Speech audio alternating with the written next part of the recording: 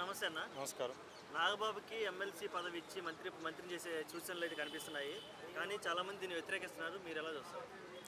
పర్సనల్‌గా చూసుకుంటే ఒక మెగా ఫ్యామిలీలో ముగ్గురు ఉంటుంటారు కదండీ. చిరంజీవి ఎక్కడో ఏ స్థాయికో వెళ్ళిపోయాడు. పవన్ కళ్యాణ్ కూడా హై స్థాయిలో ఉన్నాడు.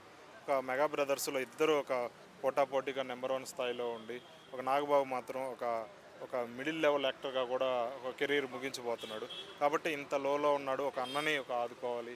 అన్నని కూడా ఒక గుర్తింపు తీసుకురావాలన్న ఉద్దేశంతో పవన్ కళ్యాణ్ గారు తన వయసులో పెద్దయిన నాగబాబుకి ఒక ఎమ్మెల్సీని ఇచ్చి, తన పక్కన ఎంతోమంది ఉన్నా సరే ఒక కుటుంబ సభ్యులు ఎవ్వరు లేకపోతే మాత్రం ఇప్పుడు చిరంజీవి ఉన్నా సరే అవతల పార్టీ రాజీనామా అయిపోయింది, విలీనం అయిపోయింది, అసలు నేను పాలిటిక్స్లోకే దూరను అంటున్నాడు చిరంజీవి. కాబట్టి ఒక మన సొంత రక్త సంబంధం నుంచి ఒకరు ఉండాలి. ఒక మన పక్కన ఇప్పుడు నాదెండ్ల మనోహర్లు ఎవరున్నా సరే వీళ్ళందరూ అవుట్ ఆఫ్ ద సిలబస్లో, అవుట్ ఆఫ్ ద పార్టీ.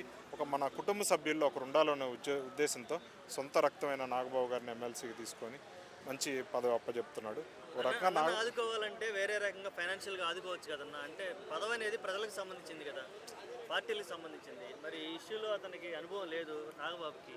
ఎలా డీల్ చేస్తానంటే అంటే ఇప్పుడు అనుభవం కావాలి, ప్రతి ఒక్కరు కూడా అనుభవం అంటే ఒకసారి ఇస్తేనే కదా అనుభవం అనేది వచ్చేది. ఏంది మరీ అతనేమి చిన్నోడు కాదు, చాలా పెద్దోడు. పవన్ కళ్యాణ్ కన్నా ఎక్కువ పెద్దోడు. గత 10 ఏళ్ళ నుంచి ఇండైరెక్ట్గా పాలిటిక్స్లోనే ఉన్నాడు. సమాజం గురించి మాట్లాడుతూనే ఉన్నాడు. ఒక వేదికగా ఏమి ఎవరికైనా ఎక్స్ప్లెనేషన్ ఇవ్వటం జరుగుతుంది. గత 10 ఏళ్ళ నుంచి చూస్తున్నాం.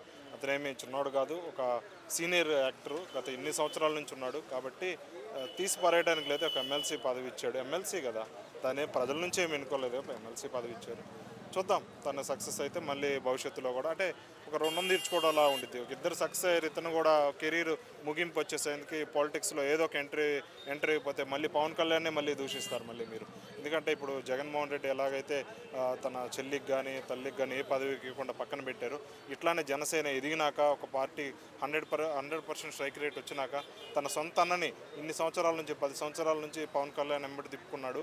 ఒక చిన్న పదవి కూడా ఇవ్వలేకపోయాడని మీరే ఇప్పుడు ట్రోల్ చేస్తారు పవన్ కళ్యాణ్. ఇప్పుడు ఇస్తే ఇంకో రకంగా ట్రోల్ చేస్తారు.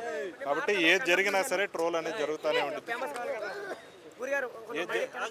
ఏది జరిగినా సరే ట్రోల్ జరుగుతూనే విమర్శిస్తాను. ఇస్తే ఒక రకంగా విమర్శిస్తారు, ఇవ్వకపోతే ఇంకో రకంగా విమర్శిస్తారు. కాబట్టి సొంత కుటుంబ సభ్యుడు ఒకరు ఉండాలని కూటమి వైపు నుంచి ఎలా ఉంది పరిస్థితి? వాళ్ళు ఇష్టంగా ఇస్తున్నారా లేదంటే తప్పక ఇస్తున్నారా? కూటమి ఉన్నాం కాబట్టి, పవన్ కళ్యాణ్తో టైప్ ఉన్నాం కాబట్టి బలవంతంగా ఇస్తున్నారంట టీడీపీ వాళ్ళు. బలవంతంగానే ఇస్తానండి. ఇష్టంగా మాత్రం ఇస్తున్నట్టు అనిపించడం లేదు.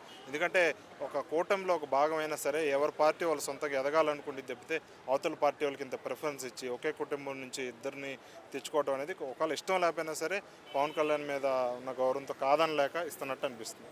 ఓకే అండి, థ్యాంక్ యూ.